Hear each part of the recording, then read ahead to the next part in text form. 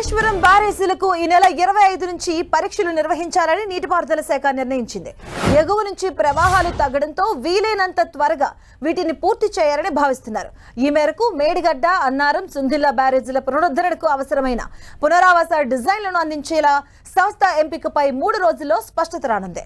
ఇప్పటికే ఆసక్తి వ్యక్తీకరణ పద్ధతికి 3 సంస్థలు ముందుకొచ్చాయి. 19వ తేదీలోగా టెక్నికల్ ప్రైస్ బిడ్లకు సంబంధించిన సమాచారాన్ని ఆయా సంస్థలు సెంట్రల్ డిజైన్స్ ఆర్గనైజేషన్స్ కు అందజేయబోతున్నాయి. అయితే డిజైన్ల సంస్థ ఎంపిక పూర్తయ్యేలోపు ఆ సంస్థకు అవసరమైనటువంటి పరీక్షల ఫలితాలను అందజేసేందుకు వీలుగా నీటిపారుదల శాఖ ఏర్పాట్లు చేస్తుంది. ఇప్పటికే పూణేకు చెందిన central water and power research station బృందం బ్యారేజీల ఎగువ, దిగువ స్ట్రీమ్లలో పరీక్షలు చేస్తుంది.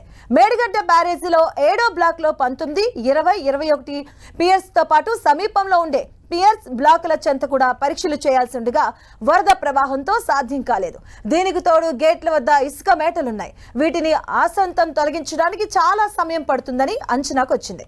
దీంతో ఇసుకపై ప్రయాణించే తేలికపాటి వాహనాలను వినియోగించి బోర్ రంధ్రాలు తవ్వడం, ఇసుకలో దిగబడే చోట తాత్కాలిక మట్టి రోడ్డును ఏర్పాటు చేసి పరీక్షలు చేయాలని నిర్ణయించారు. ఇక మరోవైపు మేడిగడ్డ బ్యారేజీకి పునరావాస డిజైన్లు సిద్ధం కాగానే పునరుద్ధరణ పనులు చేపట్టేలా బ్యారేజీ నిర్మాణ సంస్థతో నీటిపారుదల శాఖ సంప్రదింపులు జరుపుతుంది. కాంట్రాక్టు ఒప్పందం ప్రకారం పునరుద్ధరణ చేయాలని తాజాగా సూచించినట్లుగా సమాచారం. నీటిపారుదల శాఖ వద్ద మిగిలి ఉన్న బ్యాంకు గ్యారంటీలు, ఇతర ధరావతుల విడుదలపై చర్చించినట్టుగా సమాచారం. అన్నారం బ్యారేజీ నిర్మాణ సంస్థకు బ్యాంకు గ్యారంటీలు, ఇతర ధారావతుల చెల్లింపు పూర్తి కాగా O&M నిర్వహణ మేరకు పునరుద్ధరణ పనులు చేయాలని శాఖ సూచించినట్టు తెలిసిందే.